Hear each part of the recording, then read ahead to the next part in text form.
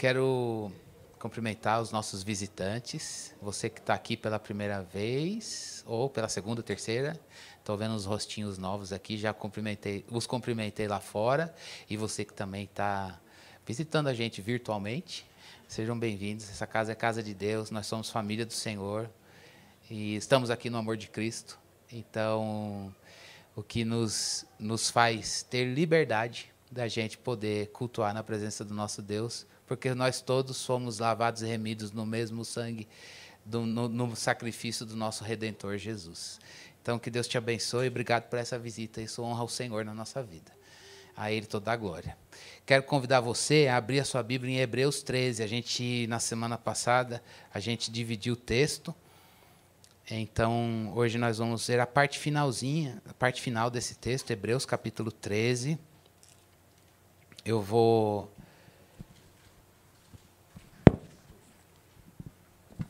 meditar com vocês em apenas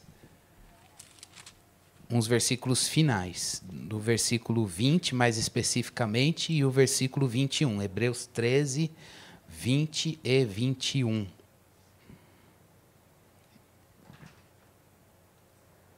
Todos acharam? Então diz assim, estou lendo numa versão atualizada, mas a mais moderna da atualizada.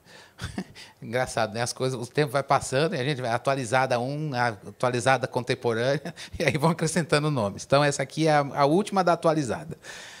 Diz assim, Hebreus 13, 20 e 21.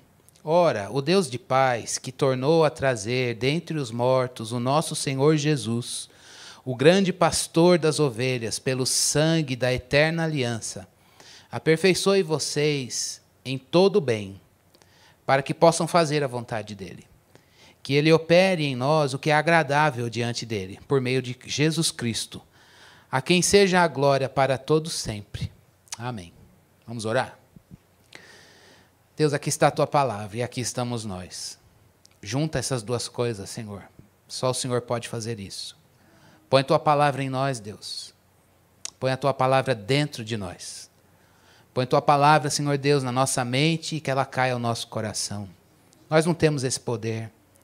Nós te agradecemos porque a tua palavra nos foi dada. A tua palavra, Senhor Deus, é um presente do céu para a nossa vida. Isso daqui, Senhor Deus, não é criação humana, não é a beleza do pensamento de um homem, mas é uma revelação direta de Deus para todo homem, em qualquer época, em qualquer lugar. Deus, nós não temos como expressar, verbalizar a gratidão que temos de ter uma palavra viva diante de nós.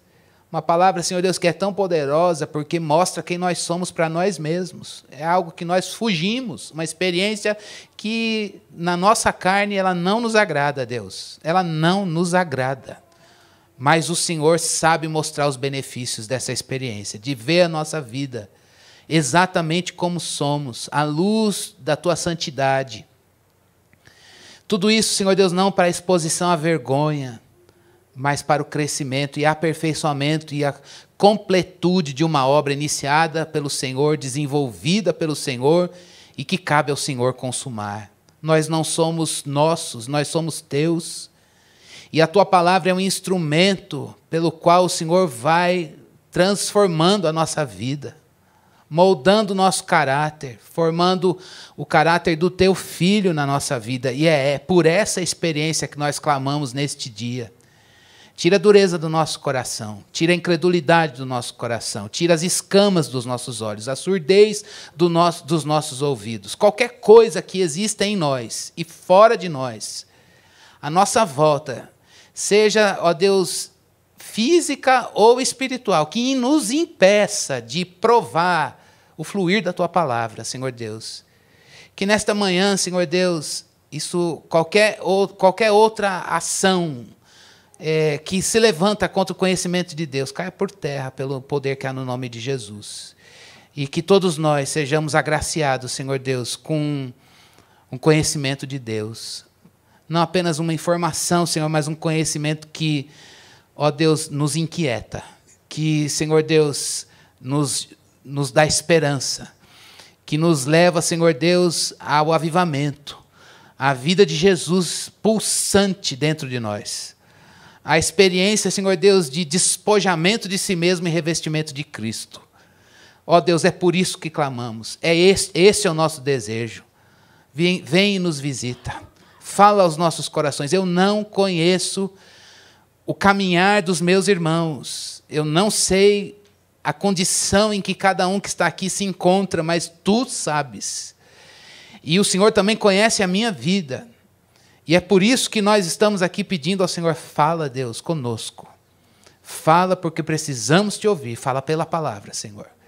E nos encontra, Senhor Deus, porque precisamos de saúde para as nossas emoções. Precisamos de saúde para a nossa vida espiritual. E isso vem do céu. Isso vem das Tuas mãos. Isso vem da Tua voz. É a nossa oração, é no nome do Teu Filho Jesus. Amém. Amém. Bem, meus irmãos, o sermão de hoje finaliza agora finaliza o livro de Hebreus. Eu disse isso na semana passada, mas hoje, de fato, a gente finaliza, e é por isso que ele é curto, tem esses 2 versículos apenas. Mas eu quero que você preste bastante atenção aqui, para você entender em que ponto a gente vai pegar esse texto. Nas últimas semanas, Deus tem nos chamado, e inclusive à luz do tema deste ano, em qualquer circunstância, adore. E mais especificamente, nas últimas semanas, o Senhor tem nos levado a pensar biblicamente no texto de Hebreus sobre o que é o louvor e o que é a adoração. Se a gente estivesse numa aula, ia fazer... Então, o que a gente viu semana passada? Cris. Ou eu ia falar, fulano, levanta o dedinho e fala. Mas não vou fazer isso, porque eu não estou aqui para pegar no pé de ninguém. Muito pelo contrário, nem eu lembro que eu comi ontem. Mas a palavra, a gente precisa relembrar para ela cair no nosso coração. Então, eu vou lembrar. A gente viu, à luz do texto de Hebreus... o que a gente comeu ontem a gente lembra. Ontem a gente lembra porque a gente teve um banquete ontem. Mas, à luz do texto de Hebreus... Nós vimos que a adoração na vida de um crente ela é pública. E é isso que dá vida a esse nosso ajuntamento. Deus, Ele nos fez corpo do cabeça que é Jesus. E o corpo reunido reflete a beleza desse líder, desse cabeça que é Cristo Jesus.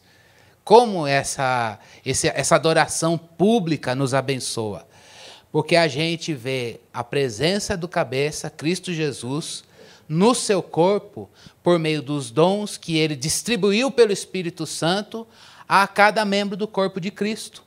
E é muito bom a gente ver Jesus sendo manifesto nessa diversidade de dons e de ministérios no nosso ajuntamento. O ajuntamento aqui não é um ajuntamento de um clube. O ajuntamento aqui não é um ajuntamento só social. Ele é social, lógico que ele está no tempo e no espaço, tem um endereço, mas o nosso ajuntamento aqui, a beleza dele é o fundamento, a razão de ser dele e a garantia da presença de Cristo aqui. Por isso é um compromisso. Esta é uma reunião como todas as outras reuniões, um almoço de família, uma comemoração, celebração de aniversário, mas há uma singularidade. Este nosso ajuntamento aqui, ele tem uma singularidade porque ele tem uma razão de ser. Nós viemos aqui para proclamar a palavra de Deus, cantar a verdade da palavra de Deus, os absolutos do caráter de Deus e também perceber como Ele quer se revelar pela palavra na igreja, nesse ajuntamento público. O melhor texto que explica isso é o Salmo 133. Como é bom e agradável ver os irmãos vivendo em união. É como óleo precioso que desce a barba de Arão, e aí o salmista vê o povo indo para a adoração pública lá em Jerusalém, e ele diz, meu Deus, isso traz unção. Já citei isso daqui e quero lembrar você.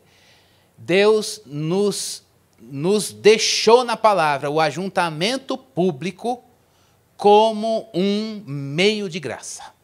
E é por isso que nós estamos aqui. Irmãos, a gente está autorizado a viver a parte disso? Não, não. Deus quer você nesse ajuntamento. Mas a vida de adoração e louvor de um crente não está restrita ao ajuntamento público. Por isso que a gente não tem uma atividade religiosa. Pô, eu fui lá na igreja domingo, está valendo, já paguei meus pecados, e aí isso é religião. O que eu vou fazer? Eu vou à igreja toda semana, eu faço isso e Deus me abençoa. Não, a religião é sempre o que eu faço para Deus. E não, no cristianismo é Deus que vem a nós. Por a sua graça, sua misericórdia, Ele vem e visita a nossa vida, o nosso ser, o nosso coração. E porque nós nos enchemos dEle, porque nós somos agraciados com a presença dEle na nossa vida, Ele nos leva a uma vida de adoração na nossa vida particular, num culto contínuo. E a gente viu isso na semana seguinte.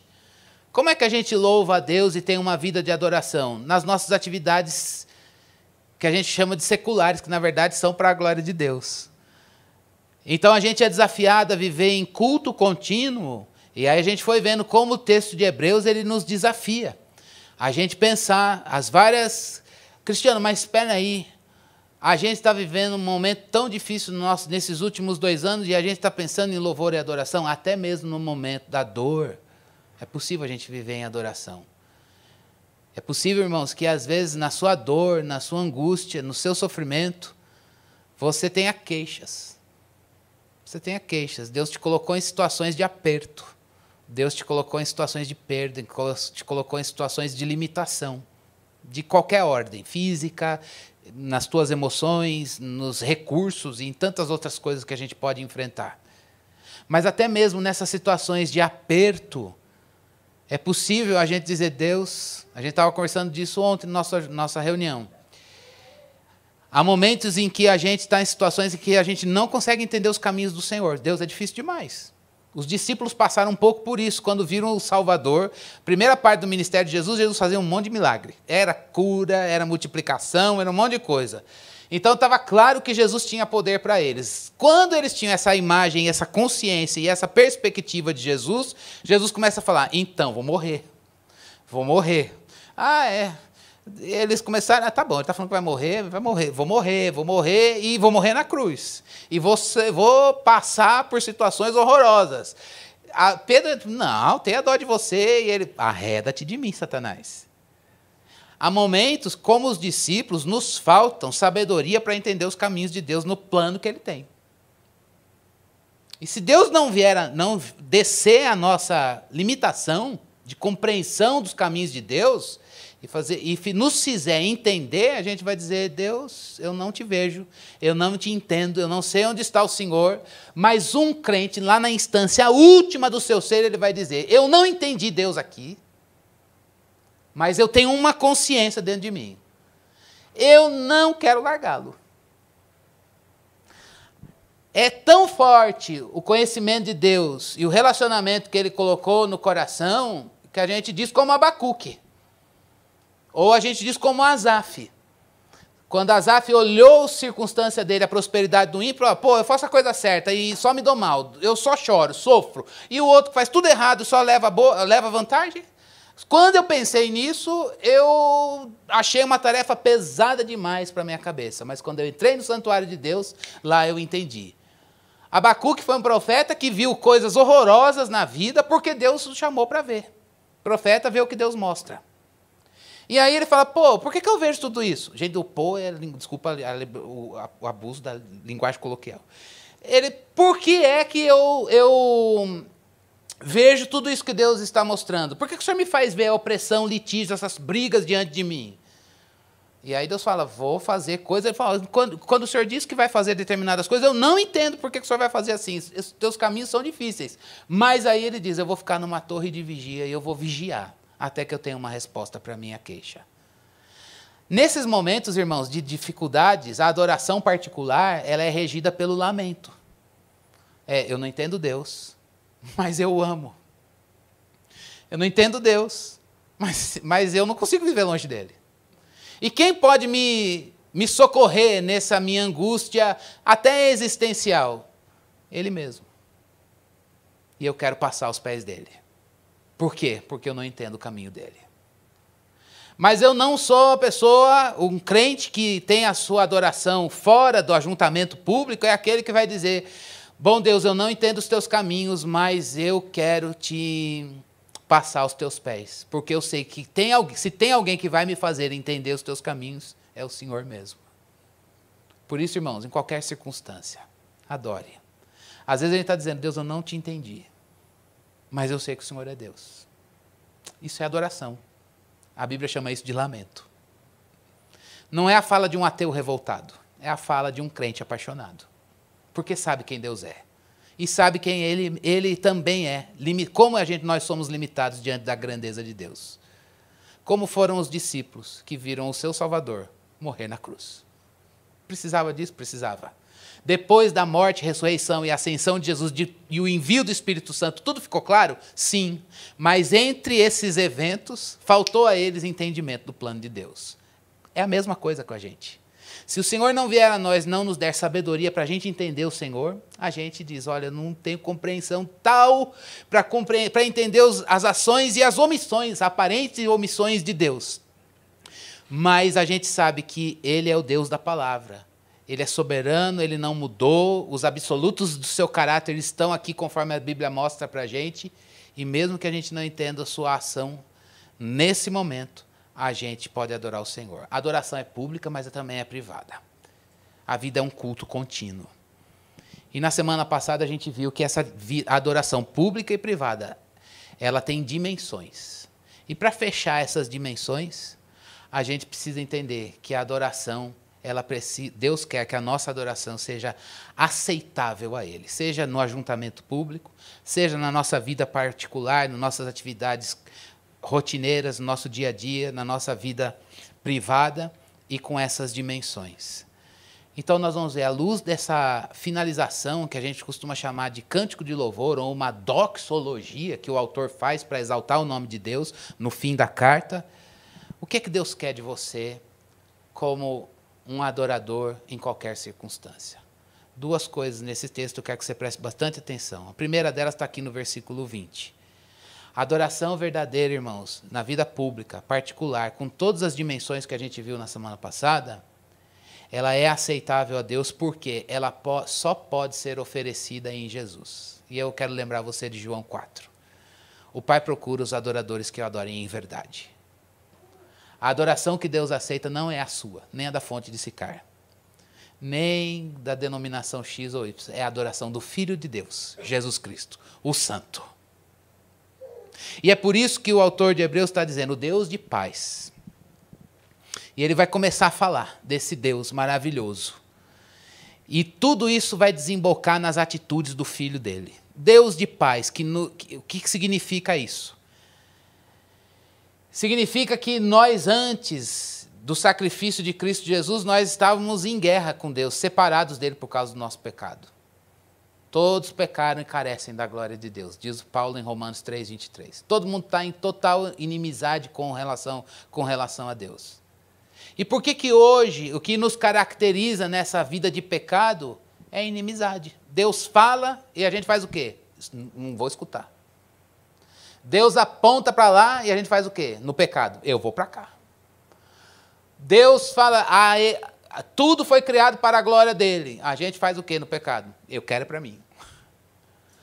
Deus cria todas as coisas com uma lógica de funcionamento. E a gente diz, eu não quero essa lógica. A vida no pecado é uma vida sem paz com Deus. Não há relacionamento com Ele. Mas a palavra de Deus nos diz que quando o Senhor ele veio a nós por meio da salvação em Cristo Jesus, Ele veio, diz Paulo, que Ele evangelizou a paz e trouxe os que estavam longe para perto. Ele veio por meio do Filho e evangelizou a paz. Ele, Jesus, é a aliança que nos levou novamente para Deus. Então significa o quê? O Deus de paz, irmão, significa dizer que nós temos a alegria de um relacionamento com Ele. A gente tem a paz que é o Filho dele.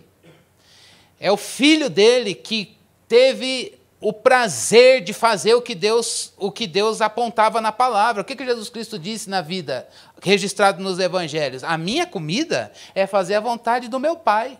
Essa não é a fala de um pecador. Um pecador vai dizer, a minha comida é fazer glória a mim, louvado seja eu. Mas Jesus Cristo ele vem dizer o quê? Não, a vida ideal é, venha o teu reino e seja feita a tua vontade. Isso é paz com Deus. fora de venha o teu reino aqui e seja feita a tua vontade aqui na terra como é feita aí no céu, é o oposto da paz. E quem é que Jesus Cristo, quem é que nos mostra essa vida de relacionamento verdadeiro com Deus, assim, ao ponto da gente poder orar como Jesus nos ensinou e nos deu a oportunidade de orar? Senhor, venha o teu reino na minha vida, venha o teu reino nos meus relacionamentos, venha o teu reino no meu coração, venha o teu reino em todas as coisas que o Senhor me deu estrutura para relacionamento como pai, como filho, como marido, como mulher, como patrão, como empregado, como funcionário, na carreira, nas atividades eclesiásticas, seja no que for. Eu quero que o teu reino venha. Eu quero que essa estrutura que o Senhor deu de capacidade, de inteligência, não seja só exercida, mas ela seja feita no reino de Deus, para o reino de Deus, de acordo com a lógica e a vontade de Deus revelada. E quem é que nos deu essa possibilidade de orar e clamar e buscar isso? Jesus, o Filho de Deus. Então, o Deus de paz. Se há Deus de paz, irmãos, não é porque tem um sentimento de paz. Não é porque as tuas emoções estão cauteladas, sei lá, você está, olha, eu já não sinto mais nada, então acho que é uma paz. Isso é falsa paz. A paz bíblica que o autor de Hebreus está dizendo é relacionamento com Deus por causa do Filho de Deus. Jesus, o rei, ele trouxe o reino de Deus para nós. Então ele é o Deus de paz. Ele que nos trouxe para ele mesmo por causa do seu Filho e nos colocou com outras pessoas. Então, o Deus de paz, irmãos, primeira coisa significa o nosso relacionamento com Ele por causa do Filho, ao ponto da gente poder orar: venha o teu reino e seja feita a tua vontade. Eu quero fazer a tua vontade, não mais a minha. Mas fazer a vontade de Deus e ter relacionamento com Ele também nos coloca em paz com quem é dele. Ao ponto da gente poder dizer: essa paz que é Jesus, que trouxe o reino de Deus aqui, ela também é a paz que me coloca no reino de Deus com o meu próximo. É a partir de Jesus Cristo. Então, o Deus de paz que nos trouxe para Ele mesmo e também nos colocou com o outro, Ele dá paz para que a gente, que é Jesus, para que a gente faça as pazes. Aí eu queria perguntar para mim e para você, antes da gente pensar no próximo aspecto. Eu e você podemos hoje dizer o Deus de paz? A gente pode olhar para dentro do nosso coração e dizer: eu vejo o clamor do Pai Nosso aqui. Eu quero o teu reino. E eu quero que seja feita a tua vontade. Irmãos, Deus não veio para nos dar uma falsa paz. A falsa paz, irmãos, a falsa paz, não sei. O que pode ser? Pode ser uma substância química que dá. Pode ser um êxtase, não sei. A gente pode ter várias experiências boas, mas que nos dão uma sensação de falsa paz. Pode ser a ausência, o isolamento, pode ser um monte de coisa. Mas a paz que o Evangelho de Cristo Jesus nos dá é uma paz que ela advém do sacrifício de Cristo Jesus, e a gente poder dizer: Senhor, Tu és a minha paz. No meio do inferno, no meio da guerra, no meio do fogo cruzado, o Senhor é a minha paz. Eu posso olhar e dizer: bom, eu me privei disso, o Senhor me privou disso, o Senhor me fez passar por aquilo, o Senhor me colocou nessa situação de aperto, passei por essa solidão, várias coisas que você pode se encontrar, e pensa aí, em qualquer circunstância, pensa nas suas circunstâncias aí. Mas é possível, irmãos, você enfrentar essas várias circunstâncias, como a gente viu no Salmo que a gente leu hoje, 93, dizendo: Deus, os rios estão grandes, o rio está gritando. Na linguagem do Novo Testamento: Senhor, mestre, lembra do cântico? Mestre, o mar se revolta. Mestre, o mar está revolto, as ondas estão dando pavor. O senhor não se incomoda que a gente morra, não? Vai ficar dormindo aí? Pode ser que seja assim que você esteja hoje. Mas uma coisa é certa, irmãos, a nossa paz não vem da ausência das ondas e da quietude do rio. A nossa paz vem do relacionamento com Deus.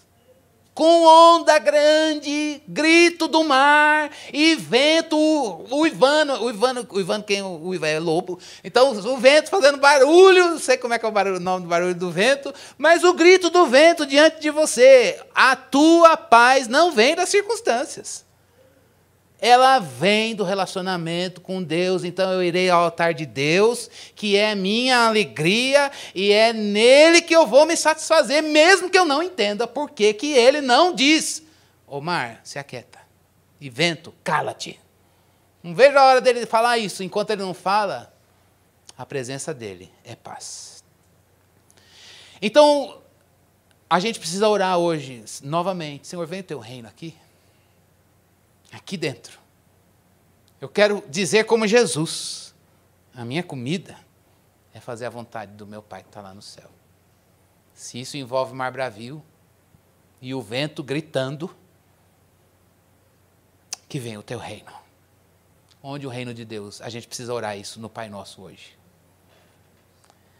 E em que relacionamentos com o nosso próximo que Deus colocou na tua vida, o Evangelho precisa ganhar espaço. Jesus precisa ser levantado. E você dizer: Senhor, eu quero o teu reino aqui. Eu quero o teu reino aqui. Eu me lembro de uma vez que o meu pai, acho que eu já contei isso aqui, né? Eu era adolescente e meu pai trouxe uma palavra tão horrível para mim que naquele dia me chamou de tapado. E aquilo me derrubou. Falei, mas não é possível. E ainda para outra pessoa, e a pessoa veio falar para mim: olha, seu pai falou que você é tapado. Aí eu já liguei para minha mãe na hora. Falei, joga a toalha. Minha mãe falou: o que aconteceu? Eu falei, estou triste. Por quê? Porque meu pai falou que eu sou tapado. Ela já ligou para ele: Dorival, você não podia ter feito isso. Acabou com a vida do seu filho. Ele está magoado e não sei o quê. Aí meu pai não sabia como vir a mim. Porque eu estava um leão. Que eu falei, nem chega perto que eu vou uivar. E aí ele falou: filho, eu lembro que irmãos, era tão velho isso que era quando começou a surgir celular no Brasil. Quando é que foi? 90 e alguma coisa? Pois é, meu pai estava com um celular, ele pagou em 50 mil anos aquele celular, porque ele precisava para trabalhar, e era mó caro para você fazer ligação, né? Pois eu levei um susto, porque eu estava no escritório, e aí, tocou o telefone, eu falei, eu tinha um escritório, blá, blá, blá. Filho, é o pai. Eu falei: pai, você está ligando o celular? É mó caro, desliga. Não, filho, eu preciso gastar uma coisa, porque na verdade eu precisava conversar com você. Eu falei: o que foi? Eu já sei o que o senhor quer, não quero falar com o senhor, não quero falar. Ele falou: não, filho, o reino de Deus precisa vir. O reino de Deus precisa vir entre nós. Aí eu lembrei do Pai Nosso. Ele trouxe: o reino de Deus precisa vir, eu lembrei: perdoa as nossas dívidas, assim como nós perdoamos os nossos devedores. Eu falei: pai, ele veio. Ele veio. Irmãos, há momentos em que a gente precisa pensar o Deus de paz. E a gente precisa pedir: Senhor, vem o teu reino aqui. Há momentos talvez que você vai ter que procurar pessoas e dizer: o reino de Deus precisa vir aqui. Ele é o Deus de paz. Não é qualquer paz, é a paz do Evangelho, de Cristo Jesus, que nos reconciliou, pecadores com Deus Santo, que também reconcilia pecadores arrependidos com pecadores arrependidos. Irmãos, enquanto a gente não faz isso, nosso coração resiste, a gente fica com um fardo horroroso de carregar. Mas depois que a gente faz, e procura a paz que é Jesus nos nossos relacionamentos, a gente diz: por que eu não fiz antes? É o Deus de paz. Se você está em guerra, põe o Evangelho aí. Pede graça, poder do Espírito para você fazer isso. Ele dá. Isso é adoração aceitável a Deus. Não é lindo demais isso? Por ir embora, vamos, acabou. O sermão acabou. Só o Deus de paz, Deus já falou com a gente, né? Porque é a palavra dele.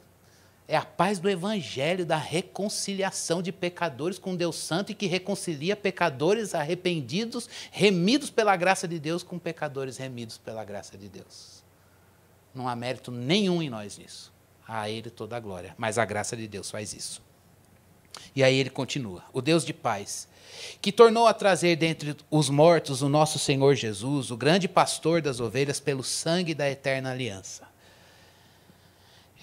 Por que essa adoração só pode ser oferecida em Jesus? Porque Jesus é a nossa paz e foi Ele que trouxe dentre os mortos, foi Ele que derramou o sangue da eterna aliança.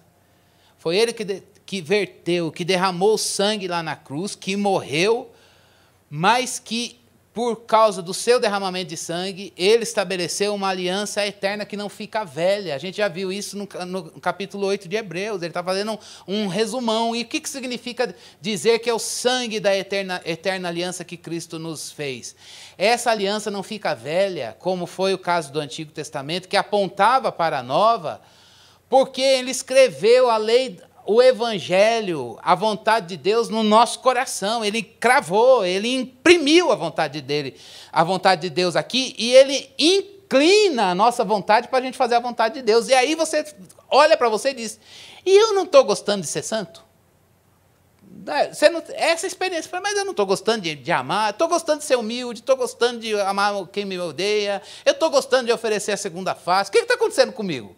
Antes eu era vingativo, antes eu era briguento, antes eu não vigiava o falar, ou eu não falava nada, eu omitia tudo, antes eu fazia. Agora Deus está trabalhando. Isso é uma aliança eterna, significa que Deus colocou o reino dele dentro de você.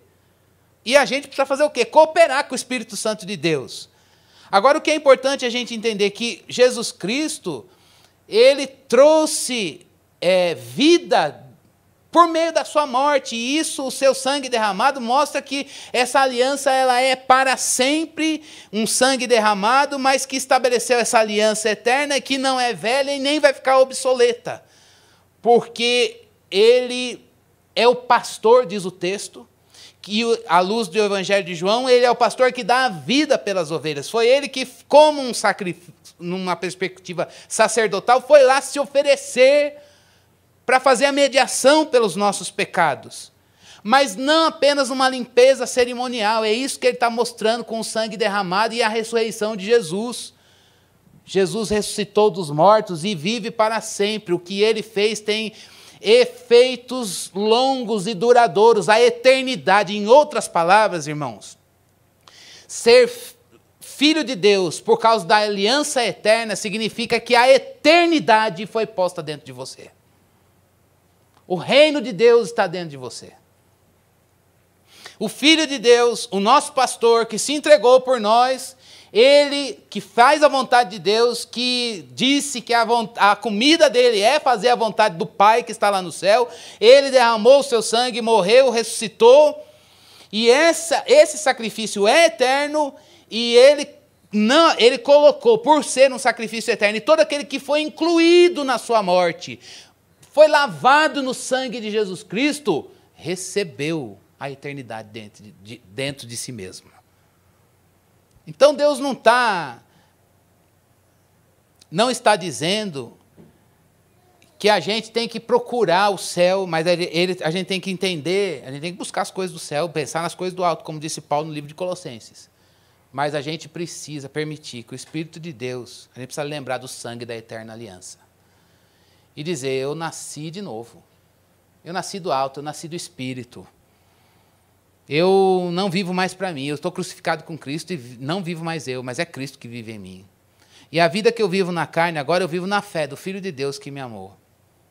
Irmãos, a nossa vida, ela não é mais para você, não é mais para nós. A sua vida não é mais para você, a sua vida é para a glória de Deus, é para Cristo Jesus. E é por isso que a gente precisa olhar o sangue da eterna aliança, o grande pastor das ovelhas que foi lá, entregou a sua vida e derramou o sangue para uma aliança eterna, para que a eternidade esteja dentro de nós. Quando essa eternidade dentro de nós, à luz de João 17, é a vida de Deus. E a vida eterna é essa, que conheçam a Ti, único Deus, e a Seu Filho Jesus, a quem enviastes.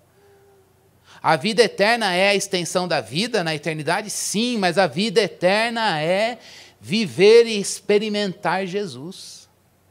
E isso está posto dentro de nós, e a gente precisa cooperar com Ele para desenvolver a nossa salvação.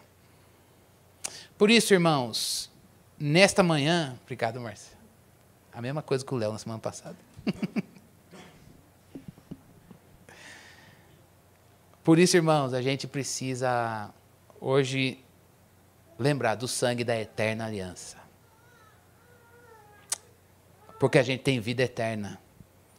E o céu está gravado dentro de nós. O nosso pastor Jesus morreu, entregou a sua vida pelas ovelhas para que a gente pudesse ter vida eterna. E essa eternidade ela não começa quando a gente morre, mas ela começa na qualidade de vida hoje. A gente já tem vida eterna. E a vida eterna é essa, conhecer o único Deus e a seu Filho Jesus, a quem enviastes. Isso, irmãos, faz a gente olhar para o viver aqui dizendo, eu tenho uma perspectiva no céu. Dizer que nós somos lavados no sangue da eterna aliança por causa de Jesus, o supremo pastor, que se entregou por nós, significa dizer, eu não quero ser um cidadão deste mundo. Eu estou aqui, mas esse lugar não é meu. Esse lugar não me diz respeito. Há uma sensação de incompatibilidade. A gente diz, eu não quero. Eu quero viver a lógica do céu. A adoração verdadeira só pode ser oferecida em Jesus. Foi Jesus que derramou sangue e fez ele é a eterna, o sangue da eterna aliança foi realizado por ele.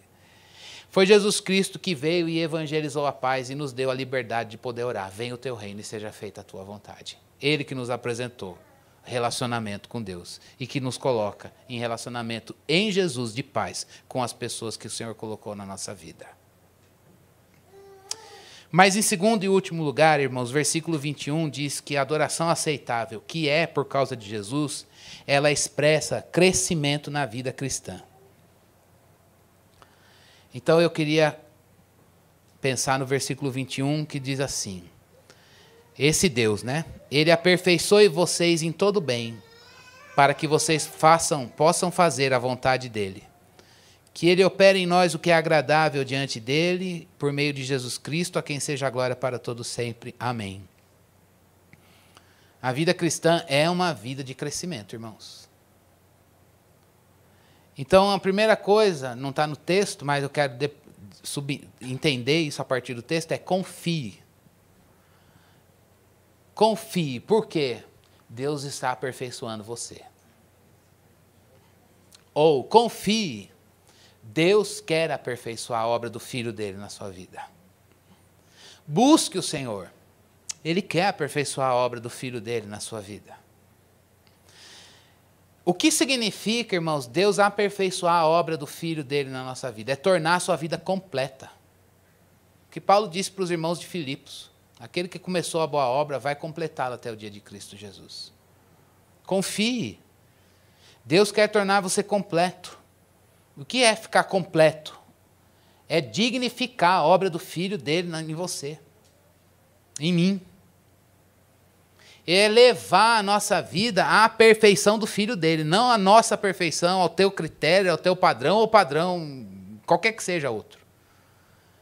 Mas é levar a nossa vida à perfeição do Filho dele. Como é que Deus completa? Como é que Deus aperfeiçoa? Como é que Deus louva a obra do Filho dele na sua vida? Como que ele faz isso? Ele faz com que, horrível para a nossa carne, ele faz com que as nossas deficiências sejam superadas. E como é que as nossas deficiências são superadas? Ele precisa mostrar que são deficiências, e isso é horrível, porque é diagnóstico. Deus completa a obra do Filho dele, mostrando as deficiências que nós trazemos, onde o Filho dele não está na nossa vida. Você deve ter tido essa experiência na vida cristã. Puxa, eu percebi áreas do meu caráter, da minha vida, que o Filho de Deus não está ali. Mas eu sou de Deus. Eu recebi Jesus. Ele começou uma obra, mas não completou.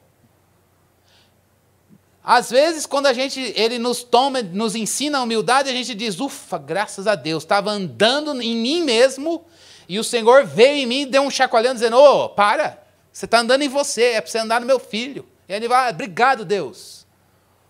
Mas, às vezes, e isso pode ser uma experiência de todos nós, pelo menos minha já foi, infelizmente, em muitas circunstâncias, aquele momento em que você vai dizer para Deus, Senhor, Eu não quero ver deficiências, não quero ver. E, irmãos, essa é uma experiência que nós não estamos autorizados a não ter. Deus quer que a igreja, você e eu, nós tenhamos consciência das nossas deficiências no caráter. Deus quer que você saiba. Deus quer mostrar isso para você. Não sei o que Ele vai usar. Eu não sei qual caminho Ele vai mostrar isso diante dos seus olhos ou falar com você com a palavra, lógico. Mas como Ele vai fazer isso, que a palavra ganhe som para os teus ouvidos. Mas Ele vai completar a obra do Filho dele na sua vida, mostrando as deficiências que precisam ser trabalhadas por Ele.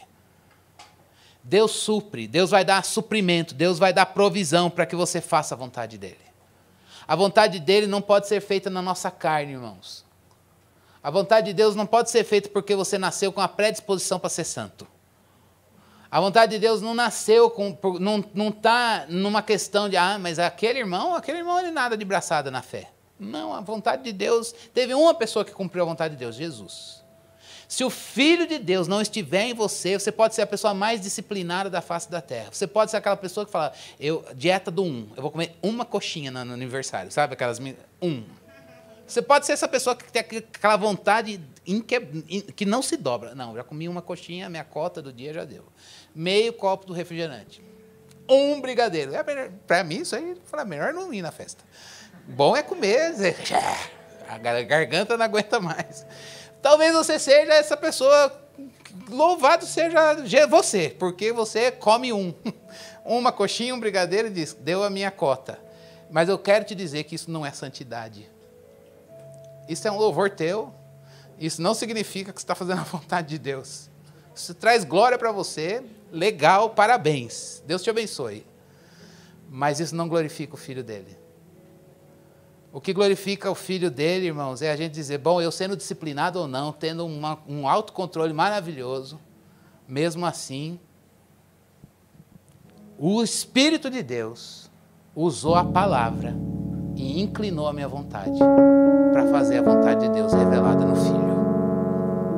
Qual mérito você tem nisso? Nenhum. Deus converteu a minha vontade. Deus inclinou meu coração. Talvez você esteja aqui e você vai não vou mais orar. Eu não vou orar mais por aquela pessoa. Parece que ela não faz a vontade de Deus. Ore ao Senhor. Enquanto essa pessoa estiver viva, você ore. Deus converte aquela vida. E inclina a vontade dele para ele fazer a tua. Ore por você. Deus, eu sou selvagem, eu resisto à tua vontade. Eu sou indomável. Mas olha o que a palavra de Deus está dizendo para nós, irmãos. Ele opera em você, Ele opera em cada um de nós, Ele aperfeiçoa para que a gente possa fazer a vontade dEle. Ele aperfeiçoa significa que Ele trabalha para que a gente seja completo, trabalhando as nossas deficiências, e Ele dá suprimento e provisão para que nós façamos a vontade de Deus. E quando a gente faz a vontade de Deus, a gente não se orgulha. A gente não diz eu consegui. A gente diz, o Senhor operou. O Senhor trabalhou na minha vida e eu cooperei. Esse trabalho passou por mim, eu fui consciente dele, mas foi o Senhor que trabalhou. Ele opera para o quê, irmãos? Não é para satisfazer o nosso desejo. Deus opera para aquilo que é agradável a Ele. Deus não está aqui para fazer o que a gente quer, irmãos. Eu quero tanta coisa, talvez você queira tantas coisas, mas Ele trabalha para aquilo que vai glorificar o Filho dele na tua vida. E é só uma pessoa com a vontade inclinada, trabalhada, que vê Deus operar na vida dele, que vai poder dizer, Senhor, eu te louvo, porque o seu trabalho, a sua obra na minha vida não foi vã. Irmãos, eu quero finalizar nessa manhã, dizendo para mim e para você que Deus quer trabalhar na vida do seu povo. Mas o trabalho dele, irmãos, a gente canta isso, é dele, somente dele todo o trabalho. O nosso trabalho é descansar nele, mas o trabalho dele em nós é operar aquilo que é agradável a ele. É operar o que é agradável a ele. trabalho dele é suprir você para que você faça a vontade de Deus. É por isso que a gente precisa, por exemplo, você vai casar. Você tem que orar por você, dizendo: Deus, eu quero graça para eu poder fazer a vontade do Senhor no casamento. Porque se tem uma coisa que o casamento evoca naturalmente, é você ir para o casamento e querer fazer a sua vontade. Mas o casamento você vai ser desafiado: quero ter filhos. Você vai fazer a vontade de Deus na vida daquela criança e não a sua. Você vai escolher carreira. Você não vai escolher. Lógico que Deus nos deu habilidades, dons e talentos e capacidades e predisposições naturais para a área essa, aquela outra. Beleza. Mas mais do que tudo isso, e as coisas que Deus colocou você, Ele colocou para que você faça o que é agradável a Ele. E é só um coração convertido por Ele, para fazer a vontade dEle, que vai fazer as coisas para agradar o Senhor. Agora, irmãos, se a gente faz as coisas que não, da maneira que não seja para agradar a Deus, elas perdem o sentido. E a gente não... Chega uma hora que Ele diz: não está valendo a pena. Mas se é para agradar o Senhor, a gente diz: Deus, outro desafio, mas me dá poder, porque eu quero te agradar nisso aqui. Outro problema, forças acabaram, mas inclina minha vontade para fazer, para que o seu nome, para que aquilo que é agradável ao Senhor seja feito aqui. Foi assim, irmãos, que Jesus Cristo foi para a cruz. Ele foi para a cruz obediente até a morte, e morte de cruz, fazendo o que era agradável ao Pai. E com uma vontade resoluta, uma vontade resolvida diante de Deus, um coração resolvido diante de Deus. E por isso a gente pode orar nesta manhã. Uma vida de louvor e adoração a Deus expressa crescimento na vida cristã. E crescimento na vida cristã significa Deus está aperfeiçoando, completando a obra do Filho dele na minha vida. Como? Mostrando deficiências. Então, para a gente orar, você permite que o Espírito de Deus mostre as deficiências do seu caráter para você mesmo? Se você quer crescer na fé, você precisa parar. Eu preciso me unir a você, e a gente precisa pedir a Deus: mostre as minhas deficiências. Pode ter certeza que Deus vai mostrar. E Ele não vai vir com juízo, Ele vai vir com mão de graça. Lembre-se de Hebreus: o trono do Senhor é um trono de graça. Mas Ele precisa mostrar as deficiências. Não é algo confortável. Mas não vá para casa hoje sem orar isso. Não vá para casa hoje sem orar isso. Eu não quero ir para casa sem orar isso. Senhor, eu não quero sair da igreja iludido. Eu quero sair da igreja pé no chão. Mostra as minhas deficiências. Deus vai mostrar tudo de uma vez? Não. Mas Ele tem uma agenda. E a agenda dele, talvez hoje, Ele quer priorizar uma coisa. Ou uma área da tua vida. Pergunte a Ele: o que é que o Senhor quer que eu veja? Porque eu quero crescer. Deus precisa mostrar. E você precisa querer ver. Agora Deus apenas não vai mostrar.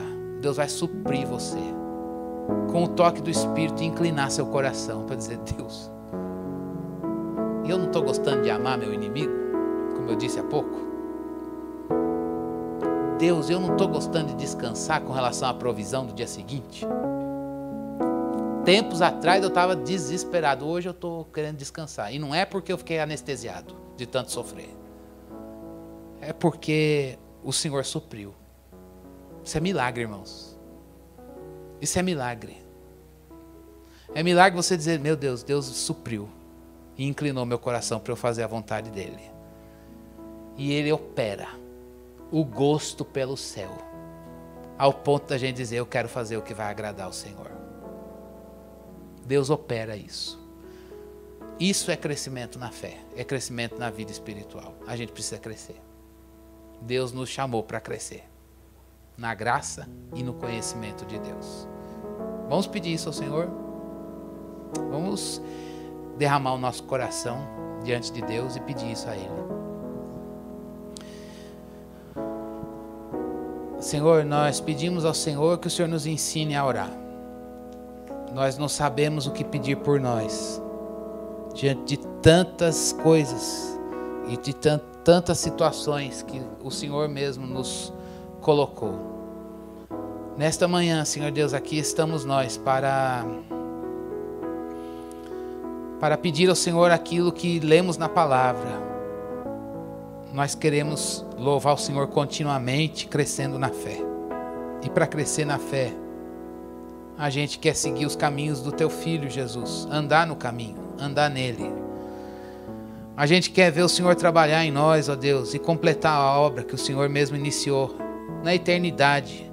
Nos chamando, Senhor Deus, nos elegendo, nos predestinando para sermos santos e irrepreensíveis perante o Senhor. Aqui no tempo o Senhor nos regenerou e nos converteu. Nós fomos adotados, Senhor Deus, justificados e adotados, Senhor Deus, e iniciamos a vida cristã em santificação, Senhor Deus, em crescimento na graça e no conhecimento do Senhor. Mas há momentos em que parece que a nossa vida espiritual ela fica estagnada. A gente perde sensibilidade para o céu. A gente perde percepção da eternidade. A gente perde, Senhor Deus, e se embaraça com as coisas dessa vida. E é por isso que nesta manhã nós clamamos ao Senhor: tem misericórdia de nós, Deus. Tem misericórdia de nós, e que o sangue da eterna aliança seja rememorado por nós nesta manhã. O sangue da eterna aliança, a eterna aliança que não precisa de substituto. A eterna aliança que não precisa, Senhor Deus, que não vai ficar velha. Mas a eterna aliança que grava o céu dentro de nós e nos faz, ó Deus, recebermos o toque do Deus de paz. Senhor, nós clamamos ao Senhor nesta manhã. Clamamos ao Senhor nesta manhã, Deus, que o Deus de paz, que nos deu vida quando nós estávamos mortos nos nossos delitos e pecados, Senhor Deus, esse Deus de paz, do nosso Senhor Jesus Cristo, enviado do céu para a nossa vida, para nos dar vida, para evangelizar, ó Deus, amém, o evangelho do reino de Deus dentro do nosso coração. Senhor Deus, dá-nos gratidão pelo sangue da eterna aliança, Senhor Deus, pela salvação que há em Cristo Jesus, e nos faz entender que nós somos salvos, ó Deus, neste mundo, do pecado, do diabo, da condenação, Senhor Deus, e nos tornamos, Senhor Deus, cidadãos dos céus. Ó Deus, nós habitamos com o Senhor, esse mundo não nos diz respeito. Há uma incompatibilidade, Senhor Deus, quando a gente olha a lógica desse mundo e a gente diz: não é a nossa vida e a nossa vontade, a nossa alegria está nos céus, está no Senhor.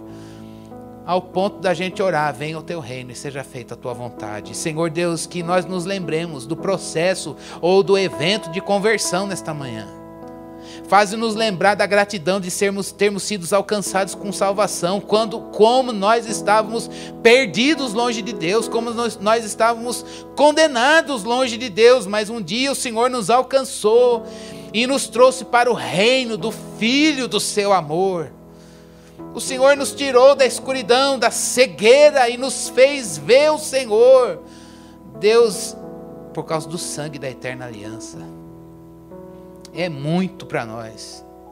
É uma alegria para nós, Deus. É um tesouro que ninguém pode roubar de nós, Deus. Foi dado gratuitamente.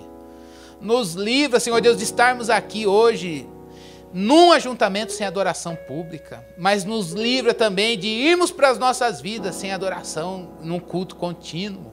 E nos livra, Senhor Deus, de fazermos algo, ó Deus, que é aceitável. Que tudo que exista na nossa vida seja feito na verdade, que é o Filho de Deus. Senhor, por favor, aviva-nos.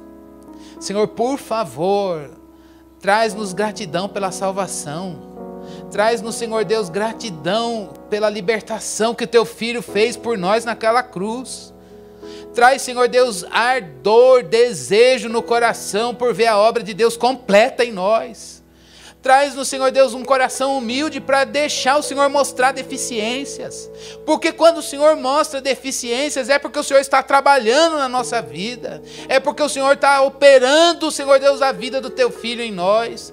Nos livra, Senhor Deus, de uma vida, ó Deus, sem percepção, sem crescimento na fé, Senhor Deus, estagnada, Senhor. Deus, nós queremos crescer. Crescer, Senhor Deus, diminuindo, para que o Filho de Deus cresça, para que o Filho de Deus ganhe e tome espaço. Nós queremos, Senhor Deus, ver o Senhor inclinar a nossa vontade para fazer a Tua. A gente quer ver o Senhor inclinar a nossa vontade para fazer a Tua. Tira o nosso coração acostumado, amoldado, assentado sobre nós mesmos.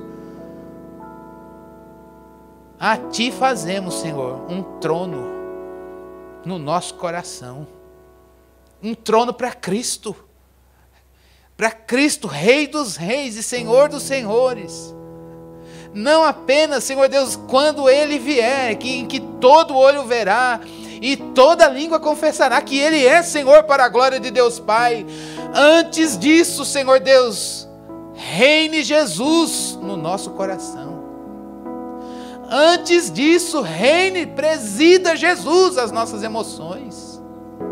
Que antes disso, Senhor Deus, incline Jesus, o Rei dos Reis, a nossa vontade. Reina em nós. A gente quer Te entronizar, Jesus, como Rei sobre nós. Para que a gente veja o Pai trabalhando em nós, o Senhor trabalhando em nós, com a palavra, pelo Espírito, para que a gente faça o que é agradável ao Senhor. Nós fomos criados para a Tua glória, Deus. O que é que há em nós que não Te agrada, Deus? Que nessa manhã o Senhor tire o peso, a culpa, o remorso, e o Senhor traga a graça, alívio, troca de fardos, a liberdade de chegar diante do Senhor e dizer: está aqui, isso não Te agrada. Mas também a gente é como aquele leproso, Deus, a gente não sabe se limpar. É preciso que o Senhor venha a nós e diga: você está purificado. Purifica-nos, ó Deus, pelo sangue da eterna aliança. É a nossa oração, em nome de Jesus. Amém. Amém. Nós vamos cear. Quero dizer para os nossos irmãos que estão nos visitando que a nossa ceia não é nossa, é do Senhor. E ela não é da Igreja Batista Fonte Sicar. Ela é do corpo de Cristo. E o anfitrião é Jesus. Então você é nosso convidado. Se você é seguidor de Jesus, professa a fé em Cristo Jesus, você entregou a sua vida para Cristo Jesus, nós vamos participar de uma ordenança que Ele nos deixou. Um memorial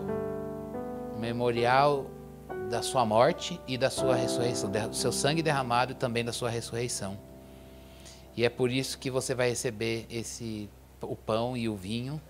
Eu vou pedir para você esperar, para você que vai participar, para todo mundo estar de posse, né, do pão e do vinho, e juntos nós vamos participar da ceia do Senhor com alegria, porque é Ele que nos convida.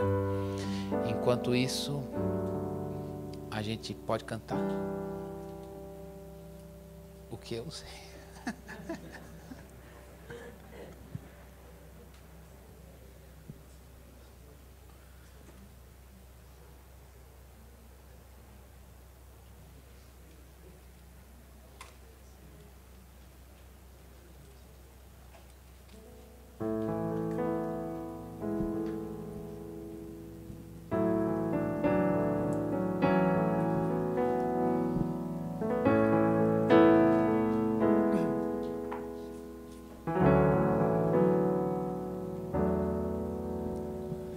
Grande é o Senhor e muito digno de louvor. Na cidade do nosso Deus, seu santo monte, alegria de toda a terra.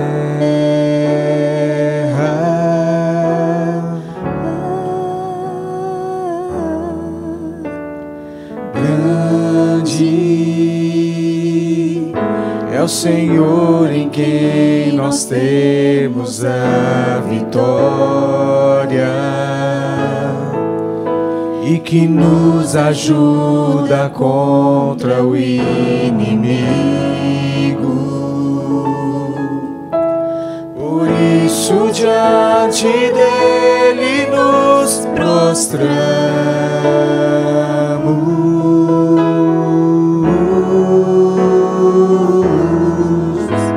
Queremos o teu nome engrandecer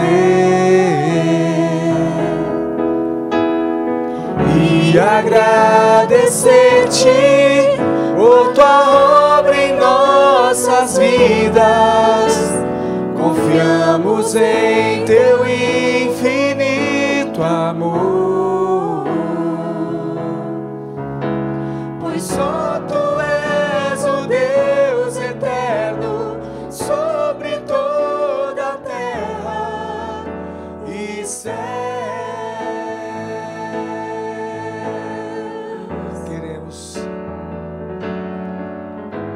Queremos o teu nome engrandecer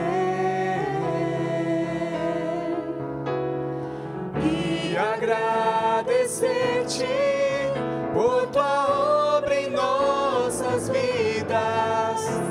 Confiamos em teu infinito amor, pois só tu és o Deus eterno sobre toda a terra e céus.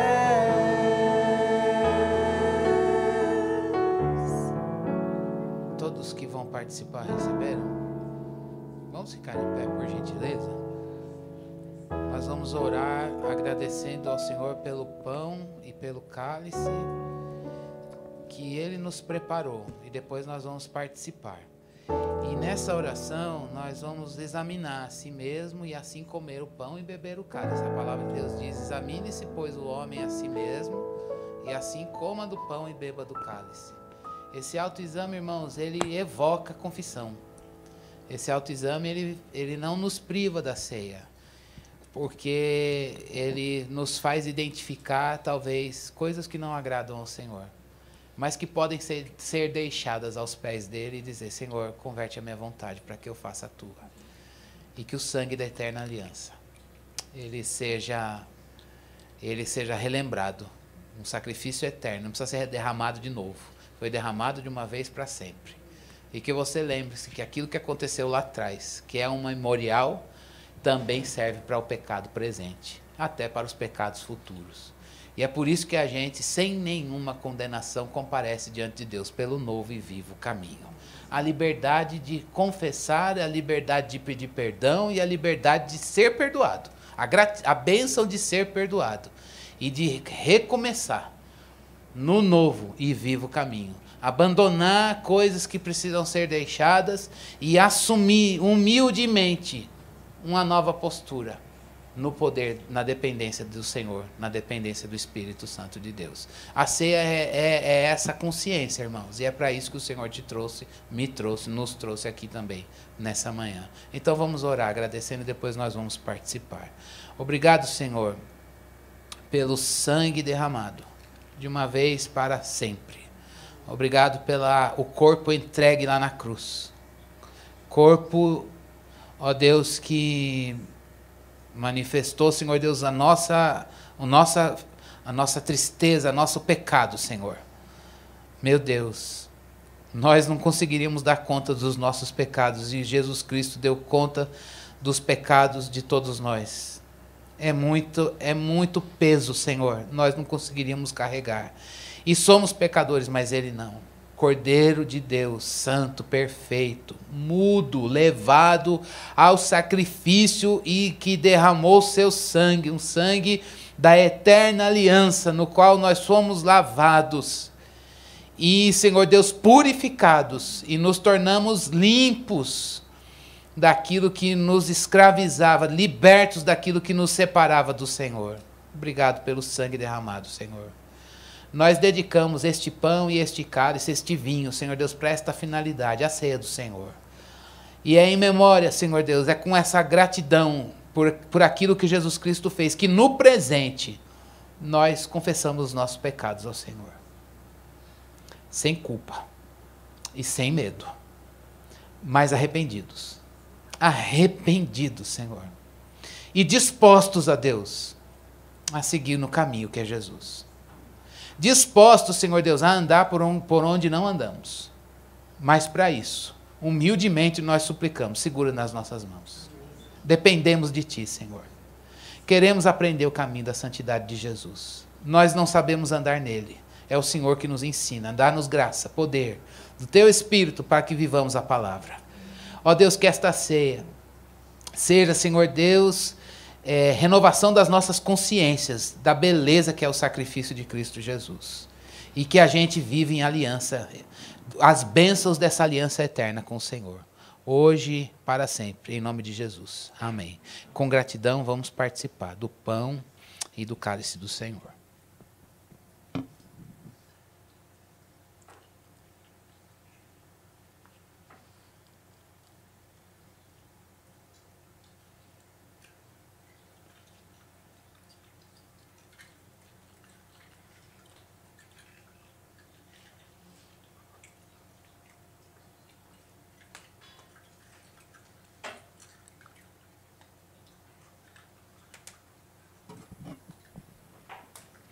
Muito obrigado, Senhor, porque nós somos família de Deus. Muito obrigado, porque o Deus Pai de nosso Senhor Jesus Cristo é o nosso Pai. Muito obrigado, Senhor Deus, porque nós éramos inimigos de Deus, mas em Jesus somos chamados amigos de Deus. Estamos perto, estávamos longe, agora estamos perto, porque Tu viestes a nós. Deus, a gente tem tanto problema, Senhor.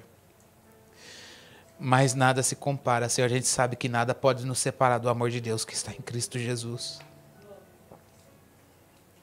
E até a dor nos une a Ti, Senhor. Até o problema nos leva para perto de Deus. Obrigado, Senhor. Porque não tem faltado o Senhor sobre nós. Não tem faltado a Tua presença, Senhor. Não tem faltado pastoreio do Senhor para nosso coração. Nosso pastor tem segurado nas nossas mãos e nos feito andar por caminhos difíceis de trilhar. Dá-nos coração de discípulo para aprender, Deus. Dá-nos coração, Senhor Deus, moldável. Dá-nos coração desejoso. Põe fome de Deus no nosso coração, Senhor. A gente quer ter uma confissão correta de que Jesus, firmada em Jesus, mas a gente também quer um coração faminto e sedento e que se deleita na presença de Deus, como é o coração de Jesus. Que ficava, Senhor Deus, nas vigílias de oração, na presença de Deus, que no momento agonizante, antes da cruz, estava na presença de Deus, encontrando deleite lá. Nos livra de dormir como os discípulos, Senhor. Nos livra, Senhor Deus, de sucumbir ao ambiente como os discípulos. E a gente faz isso. Mas é possível, Senhor Deus, viver Jesus pelo toque do Teu Espírito. Renova-nos, Deus, em Jesus. Agracia-nos, Senhor Deus, com a volta para o nosso lar, neste dia, Senhor Deus, renovados pela Tua palavra, pela presença do Senhor.